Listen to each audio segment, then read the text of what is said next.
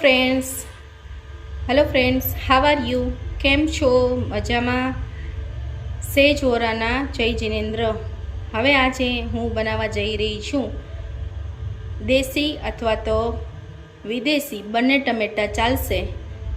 હું સૂપ બનાવવા જઈ રહી છું, લાલ ટમેટાનો સૂપ.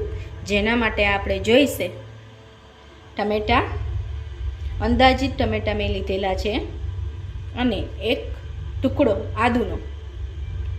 લાલ મરચું પણ એમાં, લાલ અથવા લીલું કોઈ પણ મરચું તમે એમાં વઘારવા ટાઈમે નાખી શકો છો.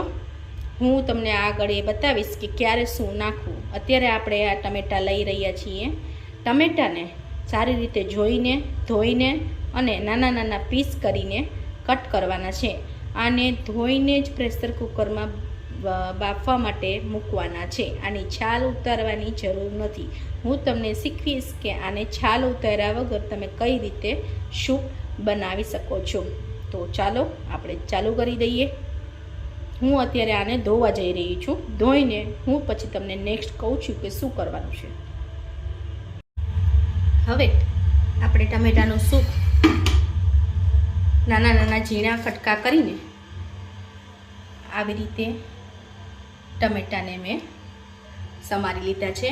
અને એક નાનકડી તપેલી નીચે વાસણ મૂકીને એક નાનકડી તપેલી આ રીતે મૂકેલી છે કુકરમાં. જો દર્શક મિત્રો, આની અંદર મેં આદુ પણ એડ કરેલું છે. હવે આને 5 થી 6 વિસલ તમારે વગાડવાની રહેશે. આ સૂપ હું 4 થી 5 જણ માટે બનાવી રહી છું. જો તમારે ઓછા લોકો માટે બનાવવું હોય તો આની ક્વોન્ટિટી તમે અડધી કરી નાખો, અને આનાથી જો વધારે લોકો માટે બનાવવું હોય તો આનાથી થોડી ક્વોન્ટિટી વધારે કરી નાખવાની. આ રીતે હું તપેલી મૂકીને કુકરમાં મેં 5 થી 6 વિસલ વગાડવા માટે ટમેટાને અંદર મેં મૂકી દીધા છે. ટમેટાને ઉપરથી આ રીતે એક ડીશ મૂકી દેવી, જેથી કરીને કુકરના નીચેનું પાણી ટમેટાની અંદર એડ ના થઈ જાય. હવે આપણા ટમેટાં બફાયા પછી અને સારી રીતે બાફી લેવાના છે. જરાક પણ કડક અને કાચા ના રહેવા જોઈએ. હવે આપણે ગ્રાઇન્ડરની મદદથી એને એકદમ ઝીણું ચન કરી નાખવાનું છે. હવે આપણે એક આવી રીતે તપેલી અથવા તો તમારી પાસે કોઈ પણ વાસણ હોય એને લઈને હવે આપણે ટમેટાના સૂપનો વઘાર કરવા જઈ રહ્યા છીએ.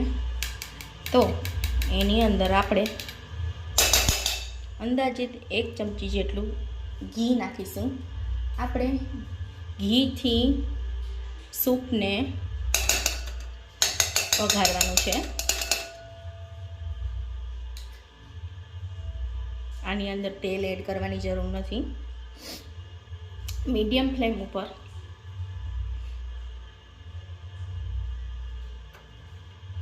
આપણી પાસે આ બધા મસાલા છે એને ધીમે ધીમે કરીને એક પછી એક એડ કરતા જવાના છે.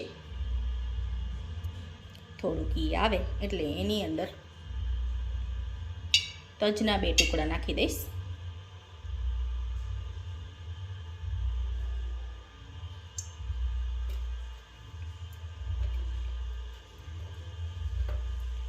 તજના 2 ટુકડા નાખ્યા પછી જરા એ સાતળાવા આવે એટલે હું એની અંદર જીરું નાખી દઈશ.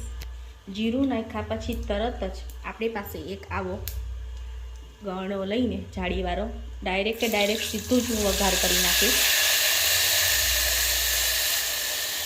મને થોડું ખાટું લાગે છે એટલે હું એની અંદર 1 ગ્લાસ પાણી એડ કરી દીધું છે. જો આ રીતે નાખ્યા પછી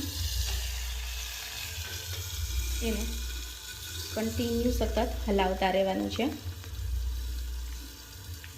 અને ગેસની ફ્લેમ એકદમ ધીમી જ મૂકવાની છે. અને બીજી વસ્તુ એ કે બી કેરફુલ રહેવાનું છે. આ તપેલી ગરમ છે અને આ પ્લાસ્ટિકનું ગળણું છે, તો આપણો ગળણો કે જાળી બળી ના જાય એના માટે ફાસ્ટ એકદમ હલાવતું જવાનું છે. એને જુઓ, મેં 1 ગ્લાસ હજુ એક પાણી નાખેલો છે, કેમ કે આપણે બાફવા માટે જરાક પણ પાણી નાખેલું ના હતું. એટલે થોડું એને પ્રોપર કરવા માટે, એને થોડુંક ઉકળવા માટે મેં પાણી એડ કરેલું છે 2 ગ્લાસ. અને છેલ્લે આવી રીતે આપણું આ ટમેટાના છિલકા અને એની અંદર બિયા બધી જ વસ્તુ આવી રીતે ગળણાની અંદર આવી જશે. એટલે એને પહેલેથી જ ટમેટાની છાલ કાઢવાની કોઈ જરૂર નથી.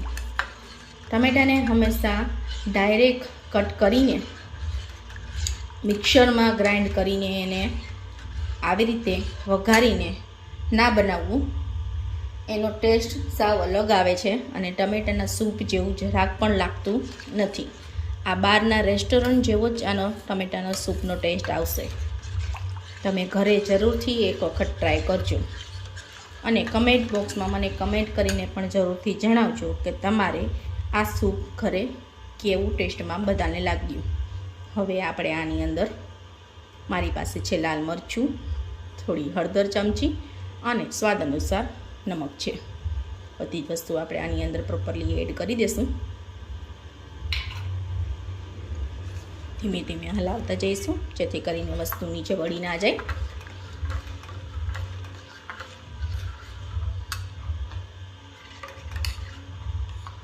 હવે એની અંદર ટમેટાનો થોડો ખાટો સ્વાદ હોય છે, એટલે એને પ્રોપર કરવા માટે એક ટુકડો ગોળ, થોડો સ્વીટ ઓછો છે એટલા માટે મેં થોડો વધારે નાખેલો છે. તમે જે ભીલીનો ગોળ આવે એ નાખો તો એનું સ્વીટનેસ થોડીક વધારે હોય છે, એટલે એને થોડો ઓછો નાખો. આ મેં થોડો વધારે નાખેલો છે. હવે આની અંદર હું લીલા મરચાં આવી રીતે એડ કરવા જઈ રહી છું. લીલા મરચાં એકદમ ઓપ્શનલ છે. તમે લાલ મરચું નાખેલું છે તો હવે લીલા મરચાં નાખવાની કોઈ જરૂર નથી. પણ હા, લાલ મરચું ઓપ્શનલ નથી. એને બરાબર કલર પકડવા માટે સૂપની અંદર લાલ કલર દેખાય ટમેટાનો એ રીતે, એટલા માટે તમે એને ઓપ્શનલમાં નહીં લઈ શકો. હવે એને 10 થી 15 મિનિટ પ્રોપર થોડું ફાસ્ટ ફ્લેમે ઉકળવા દેવું. વધીને 10 મિનિટ ઉકાળશો તો પણ ચાલશે, કેમ કે પાણી આપણે નાખેલું છે એટલે પાણી અને ટમેટા બેઉનો ટેસ્ટ અલગ ના લાગે એના માટે તમારે ભેગું કરીને જ ઉકાળવું.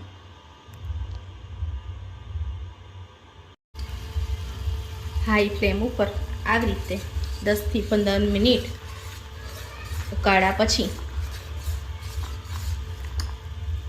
થોડું ઘાટું થાય ચેક કરી લેવાનું છે. જોઈ લો, આ રીતે ઘાટું બને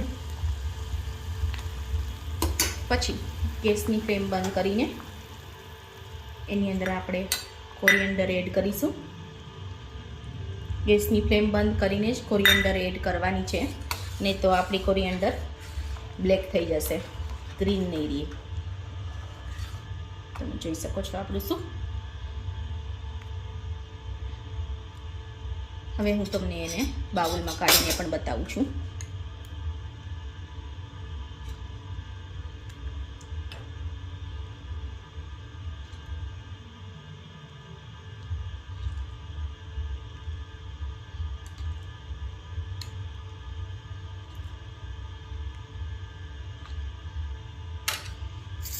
આપ જોઈ શકો છો આપણું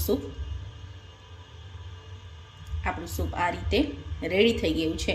આની અંદર તમે બ્રેડને નાના નાના પીસ કરીને એકદમ તેલ મૂકીને તળીને ક્રિસ્પી થાય એવા તળીને પછી એ બ્રેડના ટુકડાને તમે આ સૂપની અંદર ડીપ કરીને એક બ્રેડનો ટુકડો, સૂપ અને બ્રેડનો ટુકડો બંને સાથે લઈને એવી રીતે ખાવાથી આપણને એકદમ વધારે ટેસ્ટી લાગશે. થેન્ક યુ દર્શક મિત્રો. Please like, share and subscribe. અને હા, એક વખત આ જરૂરથી રેસીપી તમારી ઘરે જરૂરથી બનાવજો અને પછી મને કમેન્ટ બોક્સમાં જરૂરથી જણાવજો કે આ રેસીપી તમને કેવી લાગી અને ઘરના સભ્યોને પણ કેવી લાગે છે ટેસ્ટમાં એ પણ જરૂરથી મને જણાવજો. Thanks for watching. Thank you.